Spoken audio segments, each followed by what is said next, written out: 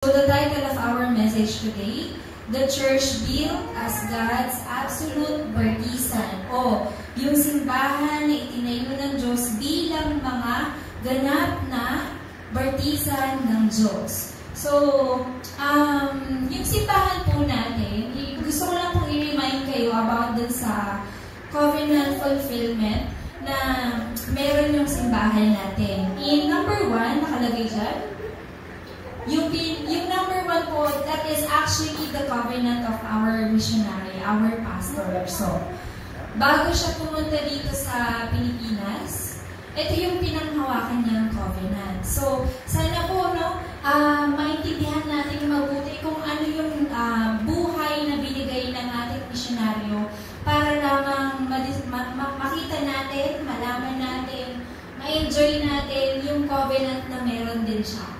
So let's read po, Gawa 20:24. Subalit walang halaga sa akin ang aking buhay, magawa ko lamang ang aking tungkulin, at matapos ang gawain tinanggap ko mula sa Panginoong Hesus. Ang pagpapahayag ng magandang balita tungkol sa kagandaang loob ng Diyos para sa tao. Ganito po kaganda yung covenant ng ating pastor, kaya po narito po tayo ngayon. Tayong mga tumanggap ng salita mula sa Panginoon na ipinahayag through our pastor. So, itong covenant na ito, hindi lang siya basta verse lang, but ito yung naging buhay, naging source ng faith, source ng buhay ng ating misyonaryo na nakarating po sa atin dito sa Pilipinas. Kaya po, dahil sa covenant na ito, naitayo po yung Philippine Juyong Church. Amen po ba? Amen. At dahil dyan, nagkaroon po tayo ng covenant, yung church po natin. Sa mga pamphlet po natin, actually nakalagay na po yan, hindi na yata nabago yan.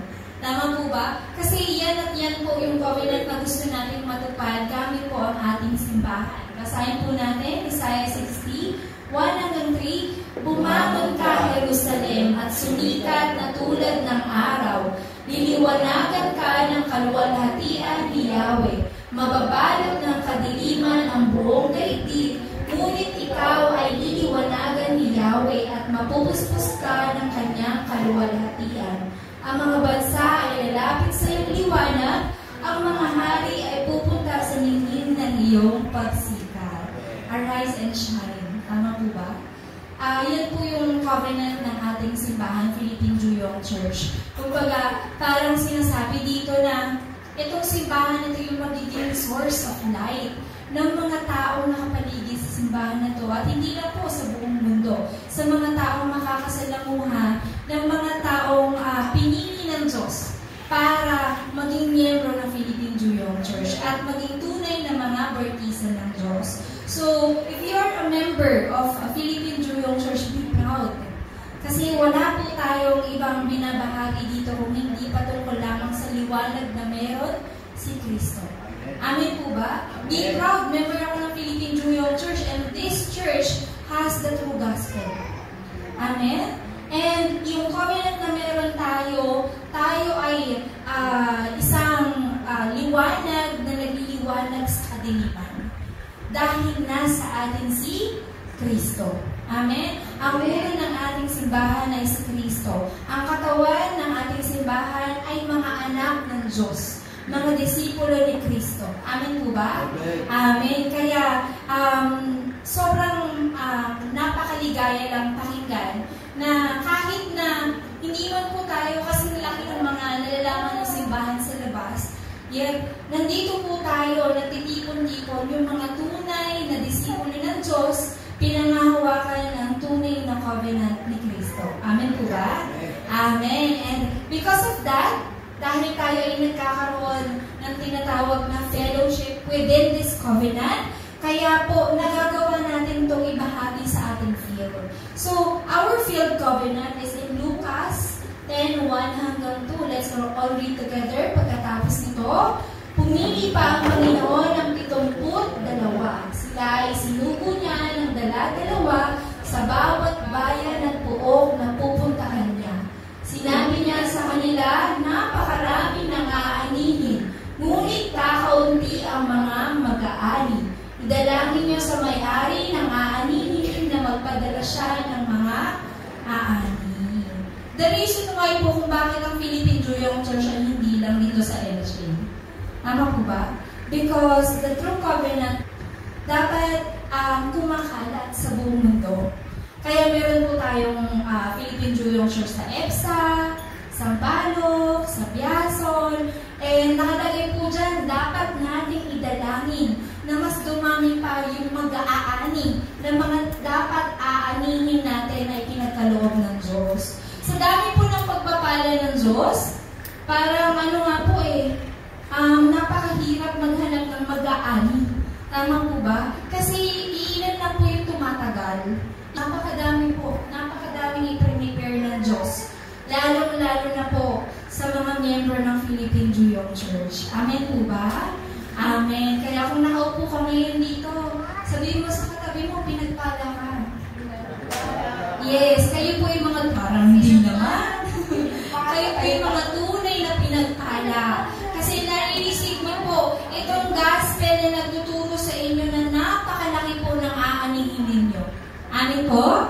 Amen. So, panghawakan po natin itong 3 covenant na ito sa ating mga miyembro po ng Philippine Juyong Church because this is our covenant. So, kailangan may oneness tayo dito bilang tayo yung mga katawan ni Kristo. So, kung meron pong mga prayer topics, mga schedules ang church natin, please include it to your prayers para iisa lang po tayo ng covenant. Amen po ba? Iisa lang yung flow ng answer na binibigay ng Diyos sa bawat miyembro ng ating simbahan. So, ikalawa, the church built as God's absolute partisan. This is our church. Itinayo tayo ng Diyos bilang mga ganap na partisan ng Diyos. Because our church is the one, ano po yung ginagawa ng simbahan natin? We are saving individuals. Nililigtas po natin yung mga tao. Meron po ba dito nag-share para pumunta sa impyerno? Lumalabas po ba tayo dito para magbahagi kung paano mapadali ang buhay nila sa impyerno? Wala po, di ba? We are only sharing the true gospel na ibinigay sa atin ng Diyos bilang liwanag. Liwanag na nakapagbibigay buhay. Kaya po, kailangan niyo pong tandaan na yung gospel na natatanggap natin dito every Sunday, it can save lives po. Sana po, lagi niyong i-keep in mind, pati sa buhay ninyo, pati sa mga ginagawa ninyo, para kapag nagbubukas ang Diyos ng pintuan, you can share it to others po. Maisalba nyo ang kanilang mga buhay. And we are also saving yung mga pamilya natin, yung ating next generation. Ikalawa, pinapagaling natin yung field. Alam naman po natin na yung mundo natin, punong-puno ng mga bagay na gawa ni Satanas. Mga puro kasamaan. And iilan lang po talaga yung mga tunay na gumagamit ng mga tunay na pagpapala ng Diyos. Yung gumagamit sa tunay na salita ng Diyos. Yung gumagamit sa tunay na liwanag ni Kristo. Iilan lang po talaga. Yung iba pa po sa atin, even though we receive Christ sa buhay natin, God established us as His partisan, kaya lang marami po sa atin ang hindi na ibabahagi. Tama po ba? Minsan, nagiging makasarili tayo. Nagiging selfish tayo. Hindi natin na ibabahagi ng tama yung gospel sa ibang tao. So, ito po yung goal ng ating church. Yung mapagaling natin, hindi lang pamilya natin, but also yung region, yung mga region na pinupuntahan po natin. Katulad na lang po sa region ng Sampaloc, sa Biason, sa EPSA, sa Angeles, sa mga probinsya niyo po. So, lahat po ng yan, kung saan po kayo tinawag ng Diyos, yan po yung mga pintuan na inihanda sa inyo na Panginoon. And then number 3, ini-establish tayo ng Diyos bilang mga sami. Bakit tayo tinataguyod ng Diyos ng mga sami? Bakit po? Para po mas madali na po sa atin maging isang tunay na witness. Tama po ba? Katulad ni Joseph. Yung pinagdaanan ni Joseph, kailangan niya pagdaanan lahat ng nun para lumabas sa buhay niya yung pagiging samit. So, kung tayo po, kung meron tayong mga pinagdadaanan, yung pakiramdam natin, nagkukulang tayo dun sa source ng buhay natin, lagi lang po tayong tumingin sa Panginoon. Kasi, tayo pong mga anak ng Diyos, itinataguyod tayo ng Diyos bilang mga samit. Amen po ba? Amen. Bakit po? To restore the future. Para ma-restore natin yung ating next generation. Para ma-restore natin, ma-save natin yung 237 nations and 5,000 na tribes sa buong mundo. So, lahat po tayo ay siguradong magtatagumpay. And in number 3, ang simbahan natin ay ano po? A church that wages spiritual battle. Ano bang ibig sabihin ng a church that wages spiritual battle? Ito yung simbahan na nagsasagawa ng pakikipaglaban kay Satanas at sa 12 problema. Nilalabanan niyo po ba? Nilalabanan po ba natin? Ay, parang hindi sure. Diba? Mahirap makipaglaban kay Satan. But because Christ is in us, dahil si Kristo ay nasa atin, naging madali na lang. Pero always remember po that Satan can always deceive us. Sabi nga po ng pastor natin, kapag nakakita lang si Satan ng maliit na butas, yung kasing liit ng butas ng karayom, papasukin at dadayain ka na. So, kailangan natin palagi na i-feel yung sarili natin para hindi tayo makitaan ng butas. Hindi tayo makitaan ng butas ni Satan na para madaya tayo. But because dahil punong-puno tayo ng pagtitiwala sa Diyos, punong-puno tayo ng Kanyang salita, and also ginagamit tayo ng lubusan ng Panginoon bilang mga barkisan niya, for sure, even Satan luluhod na yan sa atin. Amen po ba? Amen. This is the power of a child of God na in-establish na bilang Kanya barkisan. So, paano ba tayo lalaban? Yun ang tanong. Paano ba tayo lalaban? Paano ba yung spiritual battle? Actually, araw-araw meron tayo yan. Araw-araw tayo nakikipaglaban sa buhay. Araw-araw tayo nakikipagsapalaran kung ano yung mangyayari sa ating bukas. Ganyan yung mga iniisip natin. Pero, let's read nga po sa unang Corinto 3:16-17. Hindi ba niyo alam na kayo'y templo ng Diyos at naninirahan sa inyo ang Kanyang Espiritu? Paparusahan ng Diyos ang sinumang magwasak ng templo niya, sapagkat banal ang templo ng Diyos at kayo ang templo niya. Amen po ba? Amen. So, kung everyday nagkakaroon tayo ng spiritual battle, God will never allow na mawasak yung templo niya. Possible na atakihan tayo ni Satan, ma-deceive tayo, but it will never, hindi ito babagsak.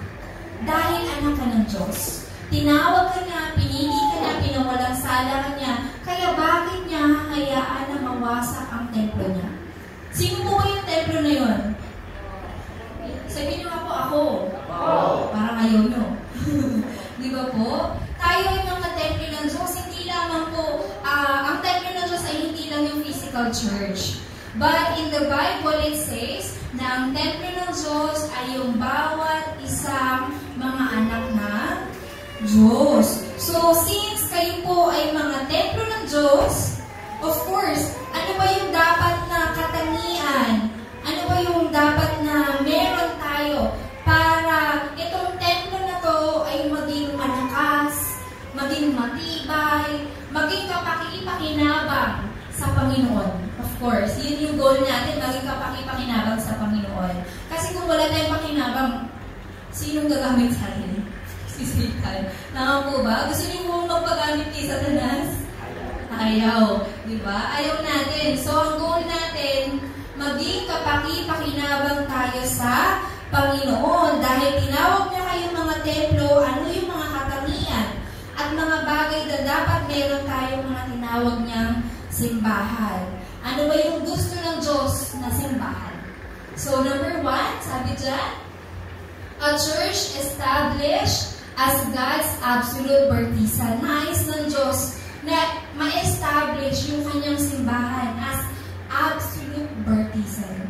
Hindi lamang basta bartisan, kundi absolute bartisan. Nakita na po ba kayo ng bartisan? Tinry niyo na po bang i-research sa Google kung ano yung mga bartisan? Saan po ba tinatayo yung mga bartisan? Doon sa lugar kung saan mataas at kung saan makita niya yung lahat ng pwedeng matanaw. Tama po ba? Yung pag-ikot niya 360, nakikita niya lahat. Yun yung tinatawag na bartisan o tore ng bartisan. So, gusto tayong i-establish ng Diyos na ganito. Yung absolute bartisan na nakikita ang lahat. Yung absolute bartisan na ginagamit na bilang platform, watchtower, and antenna. Alam niyo na po yun, paulit-ulit, ilang weeks na yung platform, watchtower, and antenna na yan. Bilang platform, gusto ng Diyos na gamitin ka, na ikaw yung may dala mismo ng kanyang covenant. Bilang watchtower, gusto niya na magamit ka niya, maging kapakipakinabang ka sa loob ng kanyang kaharian. At bilang antena, nais niya na yung meron ka bilang isang anak ng Diyos, yung salita na meron ka, na ibabahagi mo sa ibang tao. Parang wifi. Tama po ba? So, bilang mga platform, watchtower at antena ng Diyos, gusto ng Diyos na gamitin ka para ma-save mo yung sarili mo, yung simbahan, at pati yung field, kasama ng tatlong persona ng Diyos. So, sino ba itong tatlong persona ng Diyos? Ang Diyos, si Jesus, at ang banal na Espiritu, because God is the one who gives us the word. Siya yung nagbibigay mismo sa atin ng salita upang ang salita niya ay maganap sa buhay natin. Sinabi po sa Biblia, ang salita ng Diyos ay buhay at mabisa. Kaya, definitely, kapag ginamit natin ang salita ng Diyos, in-enjoy natin ang salita ng Diyos, ito ay siguradong magaganap sa buhay po natin. Amen po ba? Amen. And Jesus, He is the one who gives us salvation and is the one na nagbibigay sa atin ng kasagutan sa ating mga panalangin. And third, the Holy Spirit. Siya naman yung nagbibigay sa atin ng kapangyarihan. Anong klaseng kapangyarihan? Yung pagsisigaw ka ng Darna, masasave mo ng lahat ng tao. Di ba po? This power is not just yung power na iniisip natin na strong tayo, gano'n. This power is beyond, parang lumalagpas dun sa kapangyarihan o kakayahan ng isang tao. Itong kapangyarihan na to na kayang magligtas ng ibang buhay. Kapag buhay ang pinag-uusapan natin dito, it's lagpas na dun sa kapangyarihan na binibigay sa atin bilang mga tao lamang. Kumbaga parang kapangyarihan na nagmumula sa langit. Amen po ba? Amen. So kung ma-enjoy natin ang Trinity God sa buhay natin at hinayaan natin kumilos sa buhay natin, then we can overcome everything. Amen po ba? Amen. And second, gusto ng Diyos na ma-establish tayo bilang mga partisan sa pulpito. Ibig sabihin po nito, the one who enjoys the pulpit. Naranasan niyo na po ba na ma-enjoy ang pulpit message every day? Hindi lang Sunday. Kung na-experience niyo na po ba na yung message sa pulpit, nagagamit niyo siya sa loob ng prayer niyo every day. Monday, Tuesday, hanggang umabot tayo ulit ng Sunday. Because if yes, for sure, mamumove kayo kagaya ng message kahapon. If you are moved by the message, by the Word of God, naturally, may establish mo sa buhay ninyo yung pagsunod at pag-obey sa salita ng Diyos. At pag-obey dun sa mga inuutos sa loob ng simbahan. So, kung ma-enjoy nyo yung mensahe sa pulpito, then naturally, you will be established as God's absolute bartisan. Kaya napaka-importante na ma-enjoy po natin yung message sa pulpit. And also, hindi lang basta mapanghawakan natin yung message sa pulpit. Kailangan din maibahagi din natin ito sa ibang tao. Because yung mensahe sa pulpito ay kasagutan po ito sa loob ng isang linggo. Amen po ba? Amen. So, sana ito pong pulpit na ito mapanghawakan po natin bilang tayo ay mga tinawag na simbahan ng Diyos. And number 3, antenna of the church, eternal salvation.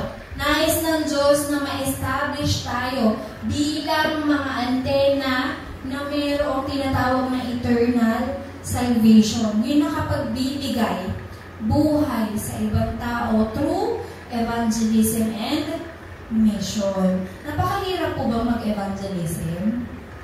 Mahirap po ba mag-evangelism? Sino po ba may gawa ng evangelism? Tayo po ba? Actually, ang Diyos po ang gumagawa nito. Tayo lang po yung pinadadala niya para magsilita.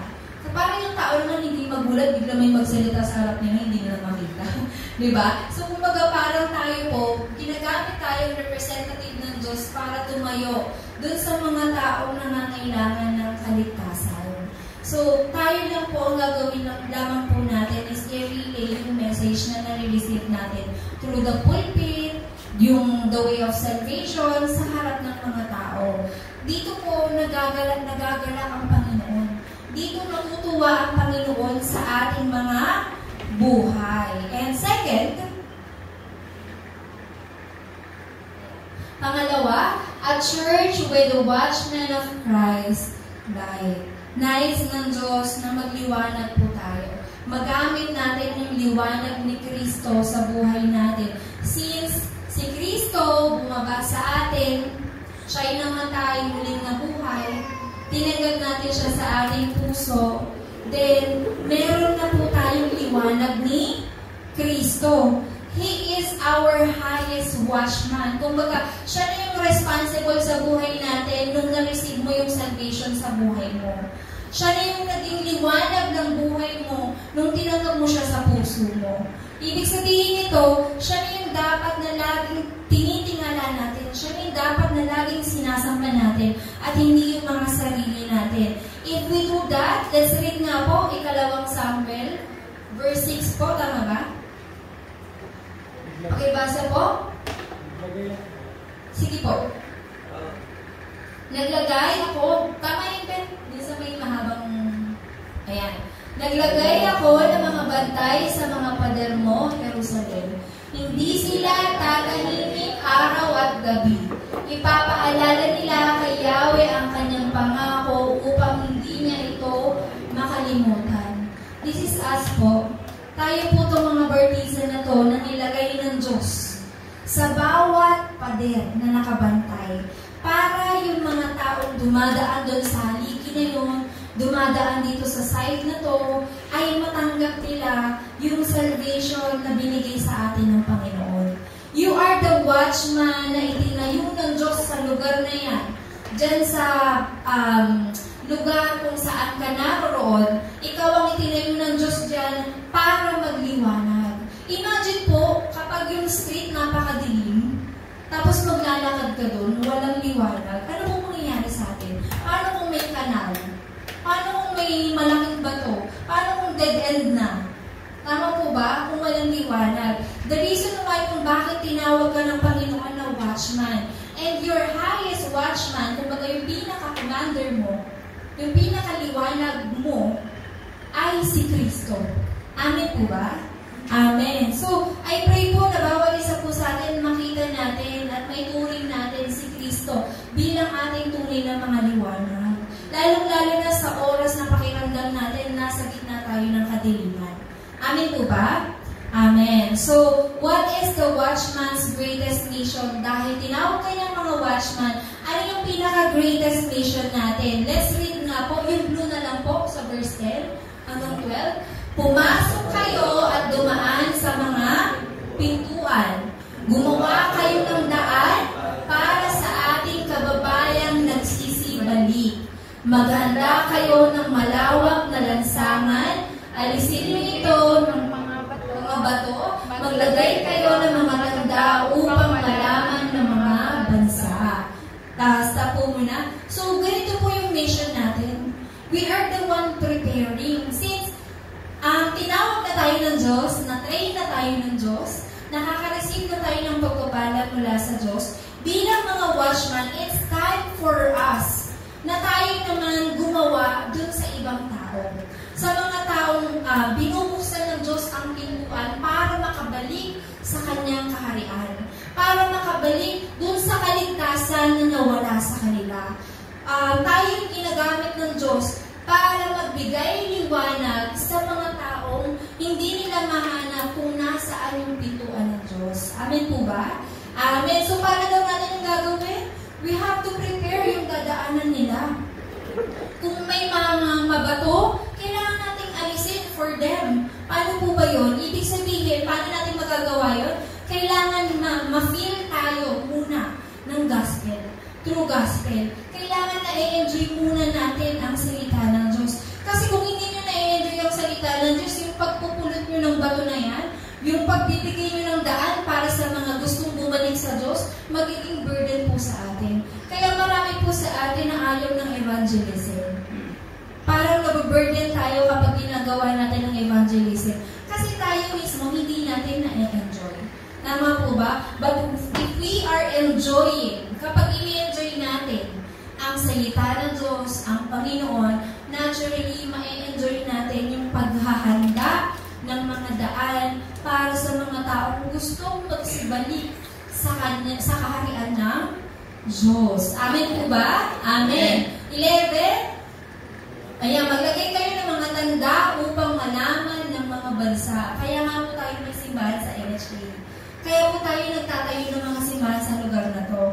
And we have to proclaim na tayong si Kristo lamang ang ating Panginoon so that other people makita ng ibang tao na ito yung nilagay ng Diyos sa lugar na to para mailigtas tong region na to. Amen po ba? Amen. Na si Yahweh ay nagpapahayag sa buong lupa. Sabihin mo sa mga taga-Zion, narito, dumarating na ang iyong tagapagligtas. Dala niya ang gantimpala sa mga hinirang. And 12, sila'y tatawagin ng mga tao na bayang banal na tinubos ni Yahweh. Tatawagin silang lungsod na minamahal ng Diyos, lungsod na hindi pinabayaan ng Diyos. Amen po ba? Hindi tayo pinapabayaan po ng Diyos. Hindi rin tayo pinabayaan ng Diyos. Amen po ba? Lagi tayong inaalagaan ng Panginoon. Lagi niya tayong ginagabayan. Pinoprotektahan, kino-comfort. So, in short po, kailangan natin ng 24-hour prayer movement.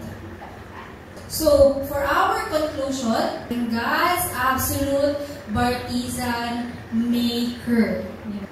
Paano po ba tayo tinawag na absolute partisan maker? Qualified na po kayo actually. Kasi sobrang tagal nyo nung naririnig itong mga message na to. Sobrang tagal nyo nung na-receive yung kaligtasan sa buhay ninyo. And I think it's time for us na maipasa naman ito sa ating next generation dahil yun naman po yung goal ng ating simbahan. Maisave natin every individual at madala natin sila sa kaharian ng Diyos. Hindi lamang po dapat mag-i-stay itong barkisa na to sa atin. Kailangan ma-share din natin ito sa iba. Paano?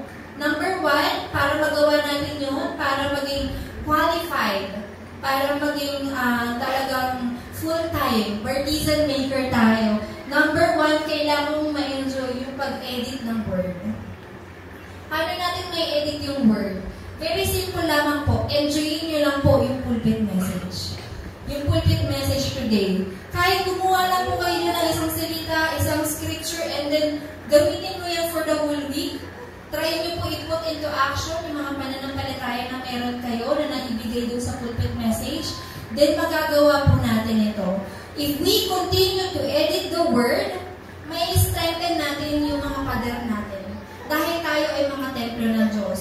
Since we are called mga templo ng Diyos, through the word, through the pulpit message, nabibuild natin yung temple natin bilang, nabibuild natin yung mga temple natin ng mataas at matibay. Amen po ba? Parang ipagpalagay natin yung bawat pag-enjoy nyo sa pulpit message ay parang mga hollow blocks. This week, enjoy ko yung pulpit message, may isang hollow blocks na. Next week, enjoy ko, may pangalawang hollow blocks na. You need to build it higher and stronger. Amen po ba? Makakapagsamba ba ang mga tao kung isang layer lang ng hollow blocks yung gagawin mo? Di ba po? So, kailangan natin i-prepare yung temple natin for the next generation. Ayan. Through the pulpit message, through the word. So, we need to build our temple high and strong. Firm. So, hindi lang po yun. Kailangan natin magamit yung pulpit na message para ma-build natin yung thoughts natin, yung mind natin, yung heart natin, even our action na maging malakas, matibay para sa kaharian ng Diyos. And next po, we need to destroy the stronghold of Satan. In 2 Corinthians 10:4 hanggang 5, ang sandata namin sa pakikipaglaban ay hindi makamundo, kundi mga kapangyarihan ng Diyos, kundi ang kapangyarihan ng Diyos na nakakapagpabagsak ng mga kuta. Ano po dyan? Sinisira namin ang mga maling pangangatwiran, ginagapi namin ang lahat ng pagmamataas laban sa kaalaman tungkol sa Diyos at ibinibihag namin ang lahat ng isipan upang matutong sumunod kay Kristo. This is our job po. Kailangan natin i-correct yung mga incorrect things na hindi napapaloob sa kaharian ng Diyos. Paano natin gagawin? You need to properly enjoy the pulpit message and properly listen to the pulpit message. And so, ikalawa, the watchman of light of the Lord's Church. Ito po ay para sa mga leaders, lahat ng leaders. Sino po yung mga leaders? Tayo po lahat. Tinawag tayo ng Diyos ng mga leaders. Dahil tayo ay mga bartisan, we need to wake up. Kailangan yung gumising. Sa isip, sa puso, sa gawa. Kailangan yung gumising. So, I think itong week na to, gising na tayo. Umakyat na tayo sa langit. Araw-araw yata tayo nasa simbahan. Tama po ba? Umalit tayo ng mga trainings. Ang dami na natin na-receive na gospel message. So, I think sapat na yun para gumising tayo. Amen po ba? Amen. And also, through that, kailangan natin manalangin and we need to design the future.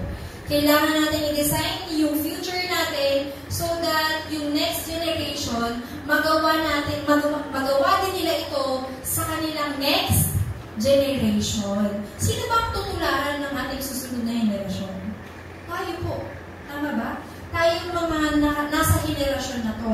So kung hindi natin ito ipapakita sa kanila at gagawin sa harapan nila, then maybe nakikita nyo yung ibang generation ngayon talagang ang hirap na, uncontrolled na, hindi na maturuan ng maayos. So, kailangan natin gumising para makita nila yung tunay na daan, yung tunay na dapat ihanda nila bilang mga anak ng Diyos. Amen po ba? Amen. Paano natin yung gagawin? In worship, evangelism, prayer, sa pag-aaral nyo, sa mga talents ninyo, lahat po ng yan, ang Diyos ang nag-create po niyan sa buhay ninyo. Siya ang nagbigay ng lahat ng yan, kaya nararapat lamang na ibalik po natin ito sa Kanya. Amen po ba? Amen. And number 3, design a watchtower camp. Very simple lamang po ito. Kailangan lang natin ma-enjoy yung mga bagay na ibinigay sa atin ng Panginoon. Kailangan lang natin ma-enjoy yung salita ng Diyos sa buhay natin para magamit ito sa age ng Friday, Saturday, and Sunday.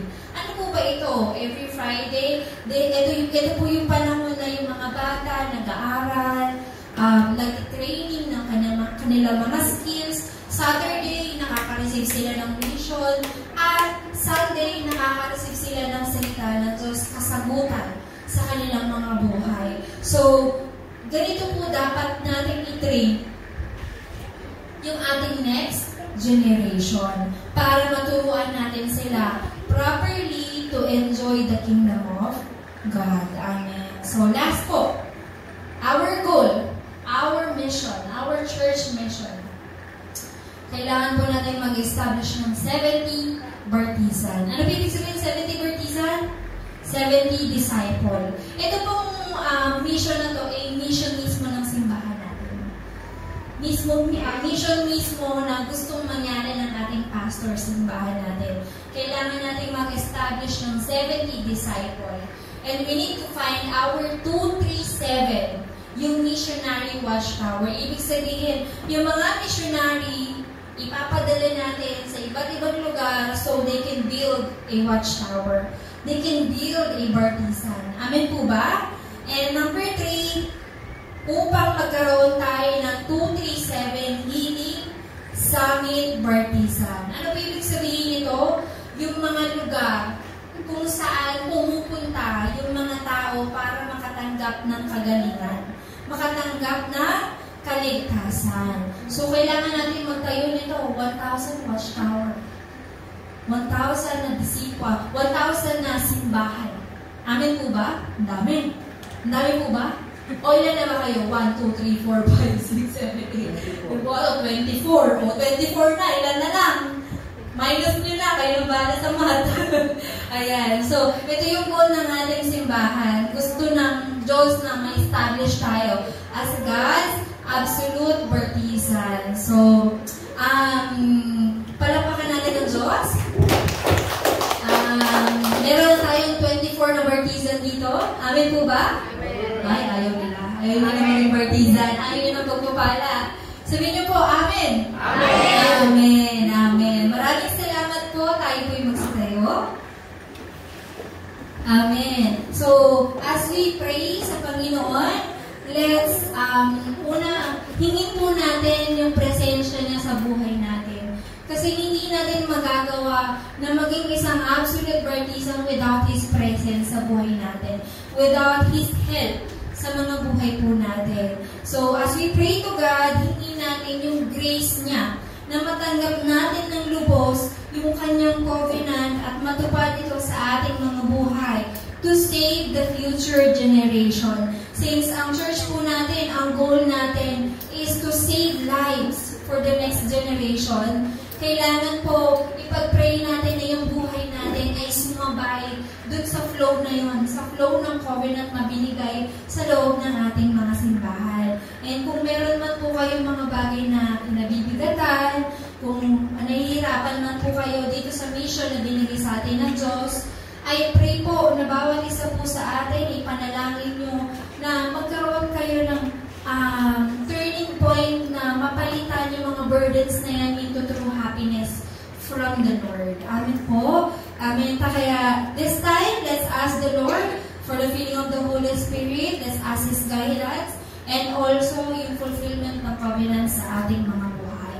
Tayo po'y manalangin. Lord Jesus, maraming salamat po, Panginoon, sa araw na ito na kaloob mo upang marinig namin ang tunay na iyong salita, na tinawag mo kami bilang mga absolute Bartisan upang tumanggap ng katuparan ng iyong covenant. Mahina kami, Panginoon, wala kaming lakas. We don't have a good background, Panginoon. We don't have anything, but we believe in Jesus Christ who saved us from our sin, who saved us para maganap sa buhay namin ang tunay na kaligayahan na kaloob mo, Panginoon, upang ma-restore sa buhay namin ang pagpapala ng hardin ng Eden, Panginoon. Tulungan mo kami, Panginoon, na ma-establish sa buhay namin ang mensahe sa pulpito upang makita mo kami, Panginoon, bilang mga tunay na saksi.